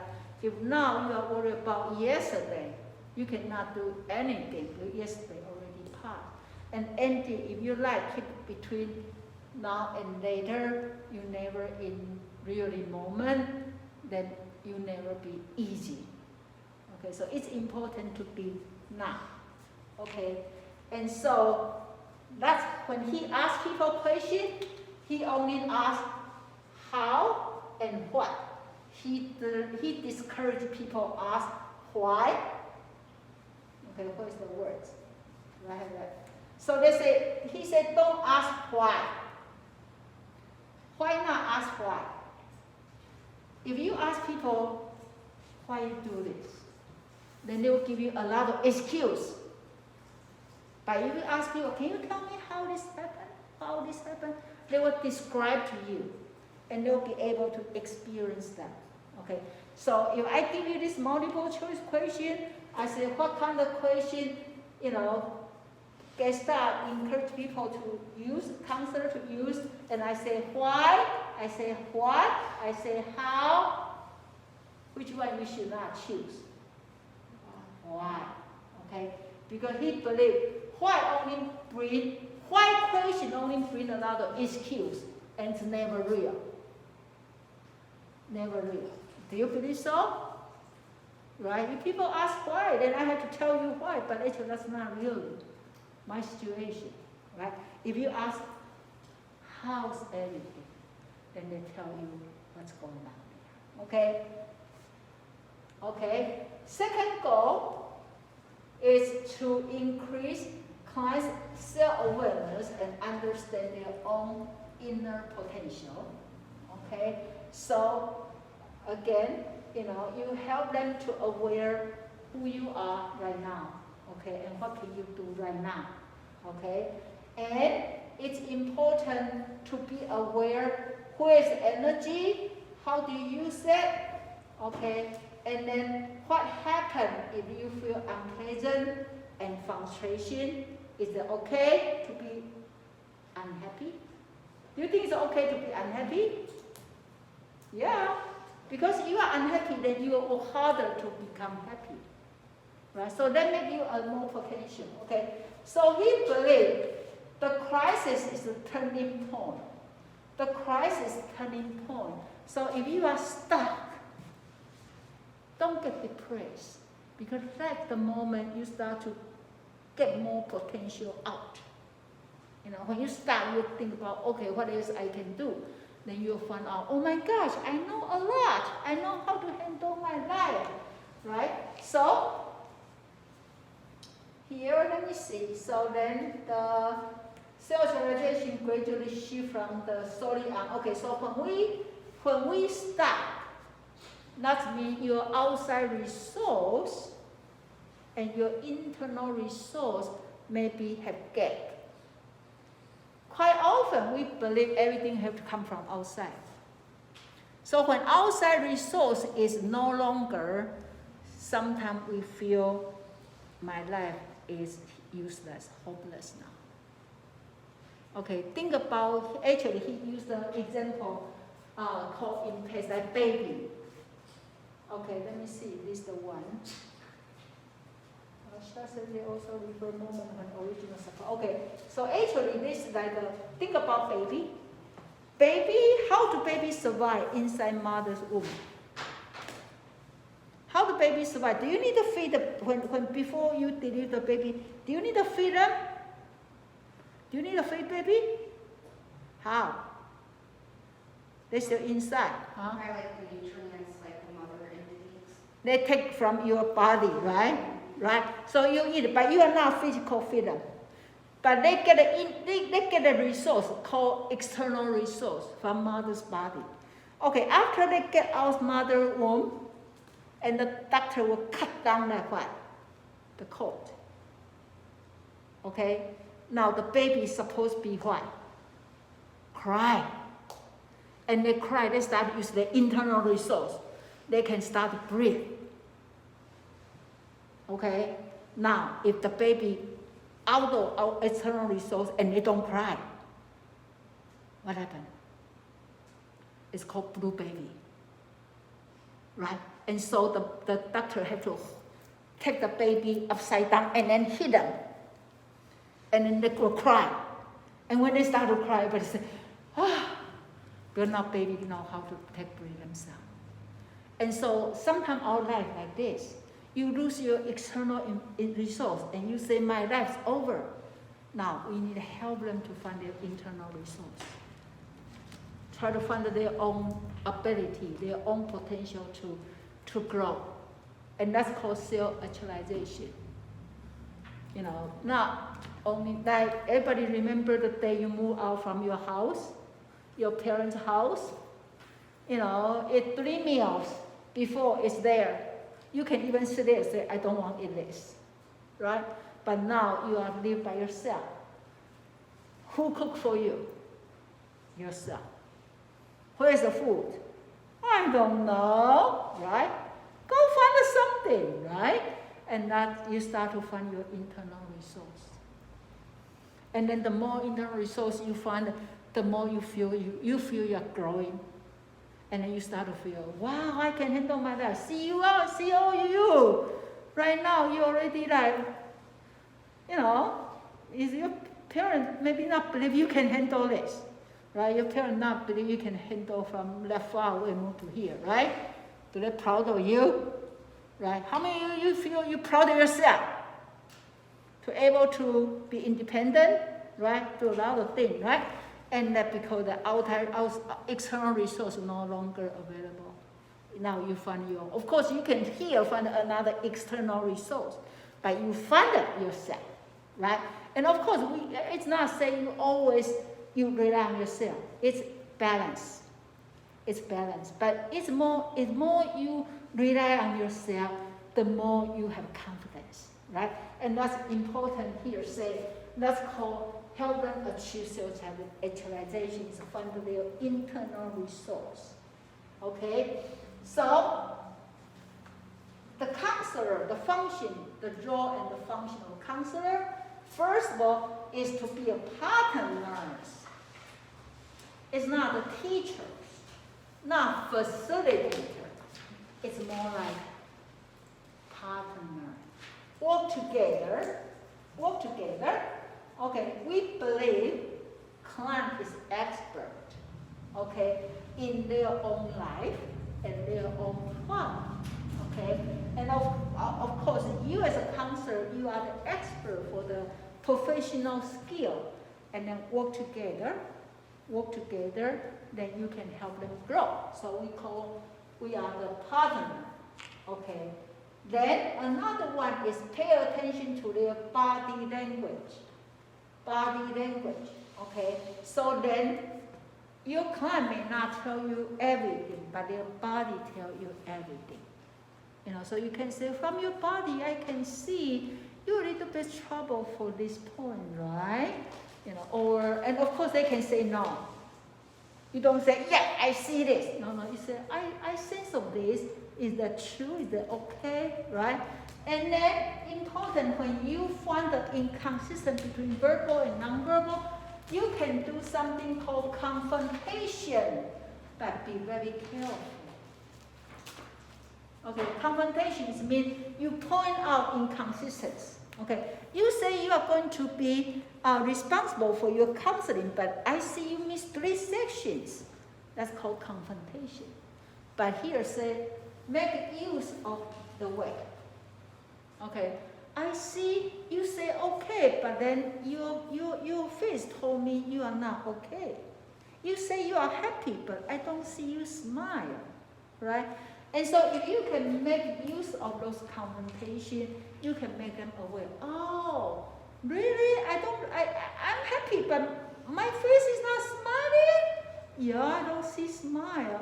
Okay, then let's practice smile. right? Or they say, yeah, actually, even I say I'm happy, actually I still worry. Okay, tell me about that worry. Okay, so this is called confrontation. Okay, now pay attention to inappropriate language. Okay, couple of them. So sometimes we like to use it and that to push things out. Okay, to push the things out. For example, if we say, you say, that's really annoying. You ask them, do you want to say you feel annoyed? You feel I'm struggling, right? Do you want to say I or you want to say that? Right? Sometimes people can just say that. But actually that's how they feel. So bring back to them. Bring back to them. Or another language they use is you. Maybe it's mean I. It's easy to say you. But how about you bring back say I? You make me feel bad. Maybe you say, I think I made myself feel bad. Okay?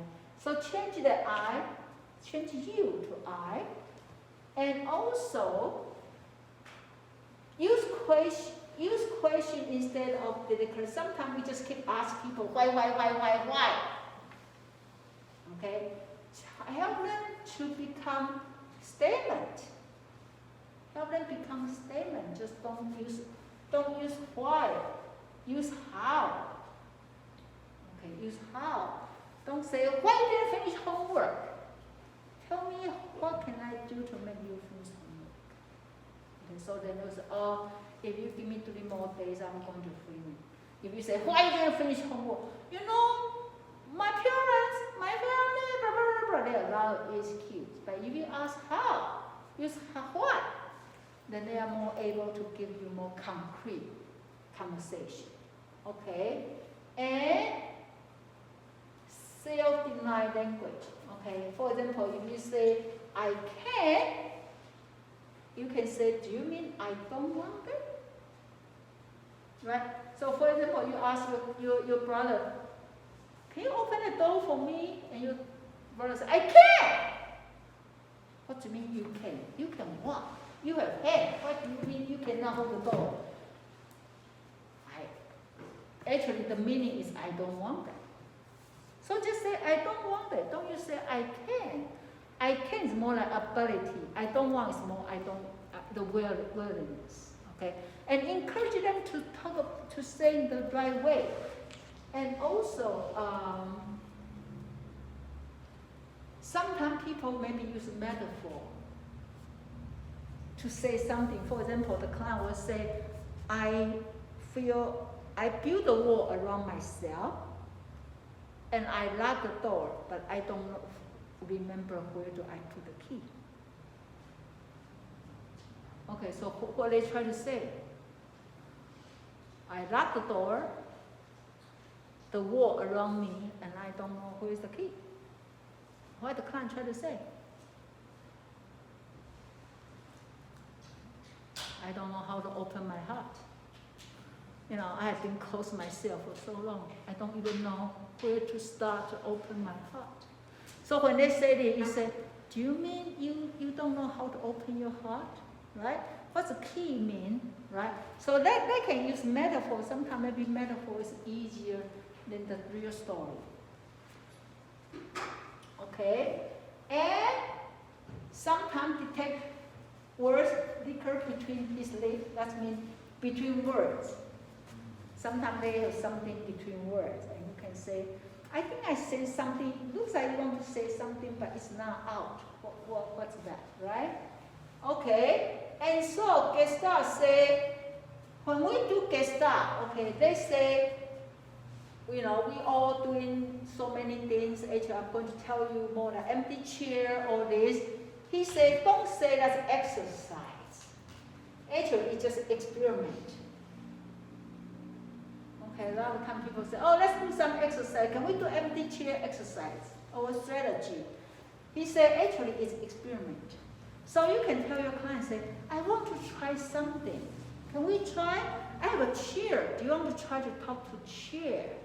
So just that client now they have option to say no. Also that your client they say, no, you are just trying to do some experiment. Okay, I'm not perfect. I'm just maybe this is a good way we can practice. Okay, but I'm just trying. Okay, and then let me know how do you feel. And so he said, it's experiment-oriented counseling school. It's not exercise-oriented school. That makes sense? Okay, so when you want to offer something to your client, I can use this word, make them feel easier. Okay, make them feel easy because looks like we can try for this. You know, and then ask their permission. If they don't feel comfortable, then you try other one. Okay? Okay? And then couple strategy they use, okay, we say top dog and the dog.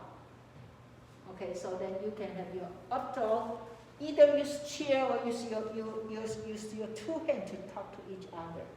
Okay, especially if you're one side you are very strong, determined, and other side is not sure. Okay, then have them talk to each other.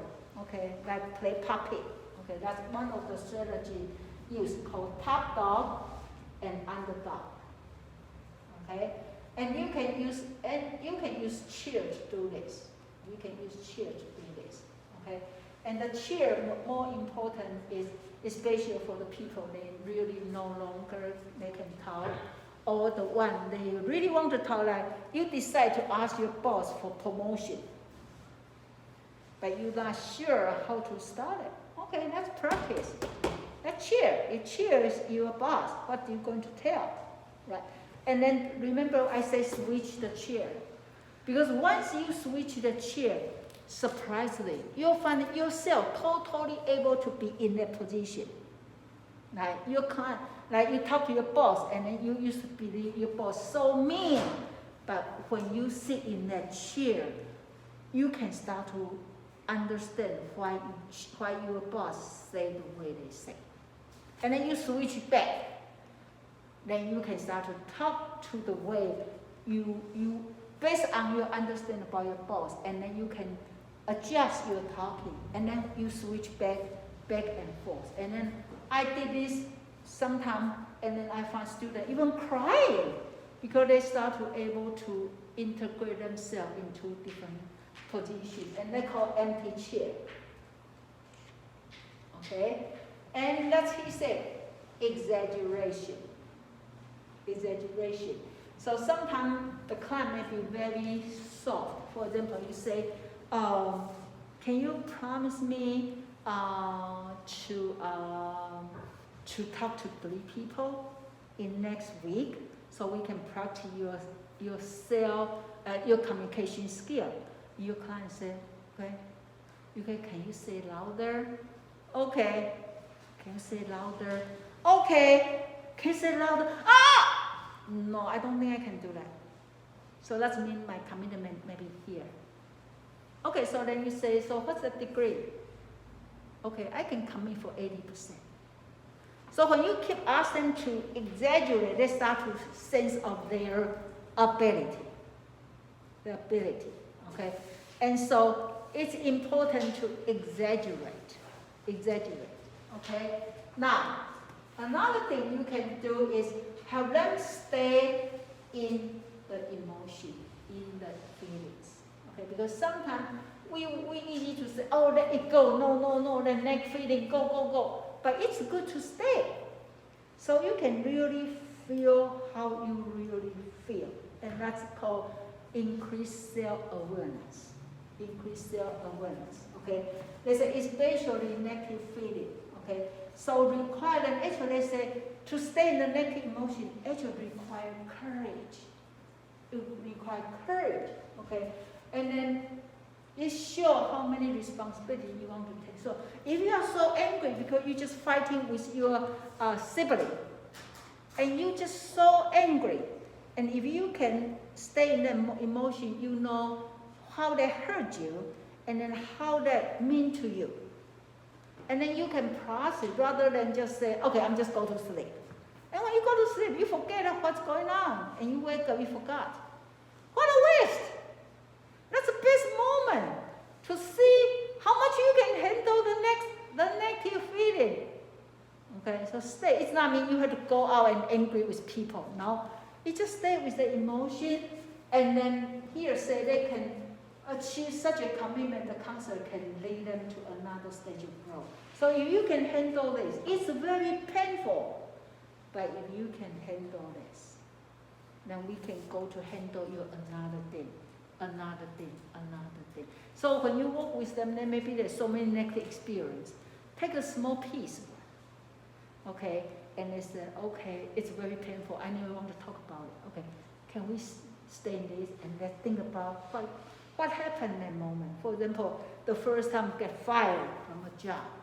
Okay, how do you feel? It's so painful. What did you do? I cried, and then, and then if they can able to discuss the whole thing, they feel, I'm so good. I can talk about this. Okay, now I can talk about the next one, the next one, next one. So if they keep denial, they don't want to contact with themselves, then nothing they can handle, right? Nothing they can handle. Of course, especially you can have them cry in the empty chair. And after they cry, they say, okay, I'm strong enough, I can handle the next frustration, next frustration, next frustration. Okay? So that is called stay with feelings. Okay? Another one is rehearsal. Okay, so keep practice, keep practice, keep practice. Especially the one you feel very, very, very, very, very uncomfortable, then keep practice, and the more you practice, the better. How many you actually you handle your job so well right now? If you work, anybody you work, and then you handle so well, how they make you feel? Overwhelmed at the moment. right? Okay, and then because you can practice the same thing. The job, even in the beginning you see so hard, but you can practice. Right now it's just a job and you know how to handle it, right? So actually practice, even communication is important. If you have a hard time to talk to somebody, you keep practice. Now you feel, now when I see people, rather than run away, I can say hi. Because I don't mind you open the question and then I can talk to you, right? And naturally that take practice, and that will take a lot of time in your counseling office, and then practice, okay? Tell them nothing is, no such thing called instant noodle, okay? You cannot just finish and then done right away. Everything is practice. Even you want to be a counselor, you have to practice too, right? You can tell them, it takes me. You can even tell them, actually, before I meet you, I'm very nervous. Because I'm new in this field. But I believe we work together, I will grow, and then you will grow. So have them know you are the human being yourself. Okay. And then another one say making the wrong. So that means you can, especially this is the group counseling, and you can have everybody talk to each other. Okay. And then the people, okay, I'm going to try this. Is anybody want to come here? And then we have everybody say the good thing, good part of you. Would like to be volunteer? Just stand here. Get a good gift. Come on. Okay, can I ask people? Or anybody want to volunteer? Use your eye to tell me. Come on, don't be shy. Okay. Olivia, can I have you? Come here, just come here. You don't need to do anything. You just need to stand here and people will tell you about. So I want you, this call I make it wrong, I want you to say your observation, your impression about her. One good part. Come here. So you can be my, okay. From you, Jenna. Very nice. Thanks. You've always been open to people asking you questions? Just take it. Okay. Yeah? You're really pretty. Got it, right? You don't understand, say louder. That one maybe you want to say louder. No. No. The good words, right? You're always bubbly and upbeat. Okay. You're friendly and very like welcoming to talk to. Fun. I think you put a lot of effort into your work. Yeah, I think you show a lot of confidence in the debate. A really fun personality. You don't seem to be stressed by grad school. You're really nice and it seems like you're really hardworking. You're really nice and funny. You're really funny. You're always willing to take one for the team. Thanks. You're really smart. Okay, Sasha? Sasha? Yes. Give Olivia a feedback. One good You thing. said, I'm sorry, you said Olivia what? A good part of her, your impression on her. You said good, what about her? Yeah, good thing about her, Olivia. Give Olivia a compliment. A compliment. I don't know. Face She's that. kind of been my buddy ever since I got there. So she's always been a very positive person.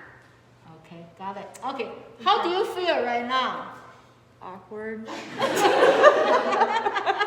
Why? sweaty. I don't know, 'cause I don't like people talking about me. I don't know. Really, you don't want to hear the compliment. I don't know. Okay. How do you feel about this? Huh? Uncomfortable. Uncomfortable? You guys are too shy for the good thing, right? Thank you, thank you. You're welcome. Okay, so actually, when you do the group counseling, some people don't know what people think about them. And so they can be there to keep guessing, maybe people don't like me, or and they feel so shy. But if you do this not just for Olivia, if everybody take turn and they get a compliment from everybody, now it's good for them to build up their self-confidence, right? And then to know where they are in that group. So, oh, people recognize I have that. Oh, this, right? And so what is called making the wrong. Okay? And we almost done. Okay? So the 3 stage, when you do this, first stage is explore. So you help people to explore the new perspective of when they see the things, especially they see the things so negative. Have them see the new perspective. Okay, I have a friend, he's very upset because his daughter want to get married, don't want to pursue the original planned degree and to be a medical student, and she want to just finish bachelor and then done, and then she want to marry. And the father is so angry, so angry. So I have him to look at another perspective about this. Your daughter is in front of almost a wedding take place, and then he sit in the car, refuse to join the wedding.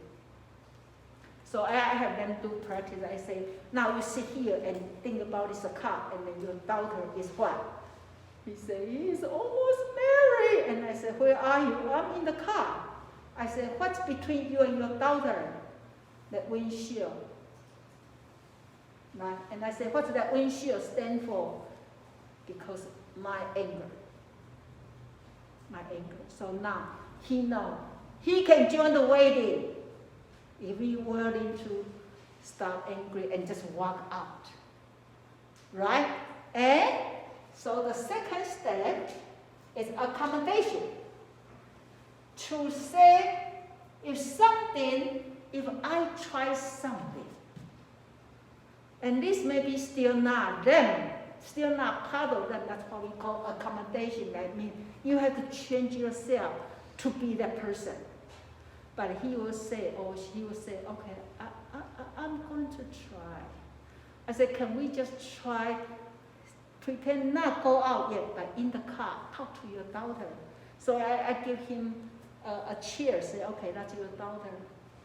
Talk to your daughter. He said, I never might talk to my daughter. Never. I said, try. Then he started to say, I say, you are not good daughter. daughter now, he need to become a daughter, say, I always listen to you. And then he comes and says, you didn't listen to me, you married. I said, ask you to go to school. Don't you want me to be happy? You always teaching me to be happy. Yeah, but this made me happy. So by doing this, he accommodation that something he never taught to his daughter in this way. But more the practice, then the stage 3 become assimilation. Then he started to practice the way, I never know I can talk to my daughter this way. I never think about, when I keep teaching my daughter to be happy, and I never thought this is the way she wants to be happy. I thought she wants to be a doctor. I thought she wants to go to medical school. I didn't know her happiness right now is the person she loves and she wants to marry. So then that is a stage we can help our client from first explore the new perspective, and then try something even that's very new, like Olivia staying here, too new for her, right? And then, but thank you for coming over here, and then thank you for all of you learn to compromise, right? And hopefully, before you guys finish school here, everybody have a chance to hear that part of you, how people think about you, and then hopefully it become assimilation, And then remember the life, as he said, imbalance, balance, out of balance, balance, and then the more we learn, and you become more grow and to become Gestalt. Okay, anybody, what's Gestalt words even mean? We are almost done with the lecture. So what's Gestalt mean? What's Gestalt mean? Understanding who you are, what you are, so you can become what you need to be. Understand who you are and be who you are. That is a good answer. Well, can I recall you?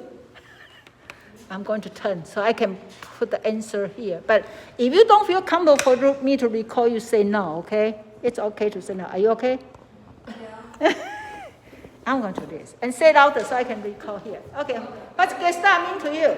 Understanding who you are so you can be who you need to be. Okay. Who's the next for me to recall you the definition of Gestalt? And then also, Ed, what do you learn from this? And what's the part you like? I'll go. Okay. Good. Yeah. Yes. Hold on. Okay. The part about focusing on the here and now, because I feel like a lot of times we kind of stress ourselves out and build up this anxiety about like what's coming, opposed to just living in the moment. So that really resonated with me because I'm one of those people who do that, and I get freaked out about stuff that's going to happen 2 months from now instead of focusing on what's going to happen today. Okay. Good. Good. Let me see. Okay. Who is ready? You? Mm-hmm. Yeah. A big part that I got out of it was that it seems so close to my face. It seems a lot like having emotional intelligence. So being aware of your emotions and how you can control them every day. So that's what a lot of it seemed like to me. Wow. Who want to be the next? Ooh, yeah. I love my phone in this way. Okay, I go you first and then her. Okay, so I learned that the crisis is a turning point and you can further grow from that and learn from that rather than making it a hindrance. Right? Okay, good. How about you? That your whole is greater than some of your parts, so I'm not trying to be so stressed out about being messed up with the little things about yourself and try to focus on the whole. Wow. You ready? Okay. As far as actualizing yourself, you have to know your potential versus others' potential. You have to grow to your best potential. Wow, you guys are good philosopher. Who want to be the next? My phone is moving. Don't let my phone disappoint it. Anybody?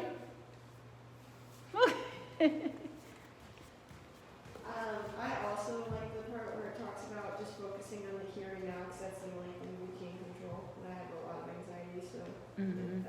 hopefully helpful. Yeah. Okay. Yes. I was also going to say the same thing as Nakia and Abby about the here and now, because I'm definitely one of those persons that worries about the future. Yeah. Enjoy every moment, right? Okay. Who want to be the next? Okay. Emma. Alright, well, I like the part about like the equation that your behavior is the function of the person and the environment, because you put like several people in the same environment, everyone's going to act differently based on their experiences. Yeah. Mm-hmm. Are you good? I guess.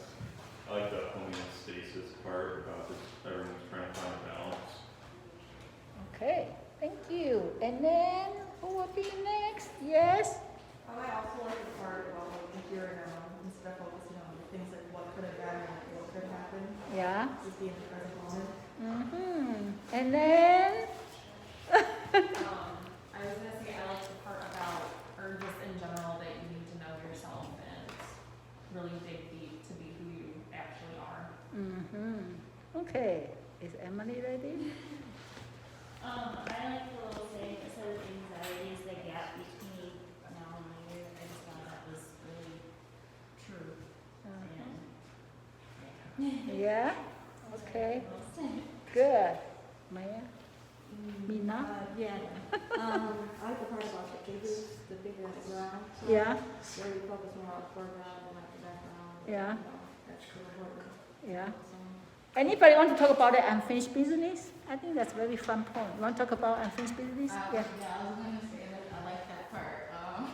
Unfinished business and the mental disturbance. Yeah. Just because, like, I don't know. I feel like if I don't finish something, then I'm like disturbed throughout the whole day, just thinking about when I'm gonna get home to be able to finish it. Right. And when you finish, feel so good, right? Yup. Okay. I think Olivia. Yep. I wrote down that I thought it was interesting about how if you want to change somebody, you can't really do that yourself. You have to help them and guide them to help change themselves, because if you want to change them, then they won't listen to you. Yeah. Sasha? Can you show your face and tell us what you learned? Show your face. Oh, okay. Can you see me? Yeah, we can see you here. Yeah. I think it was really interesting to know that he was able to put several different, like, things into what he uses for counseling. So like dance and like artsy type things. So there's not one real mode of providing services. And I thought that was really cool. Yeah. You want to give us a conclusion? Even you are so far away? You said give you a what? Conclusion. Conclude the class. A conclusion. Yeah. I don't know. I mean, class was good. I don't know what kind of conclusion you want, but it was very informative. Yeah. So if you give a 1 to 100 about Gestalt, how many points you give to him to clear this theory? I mean, I think that his theory was very relatable. Okay. So I would give it a 90. Oh, 90. How about you guys?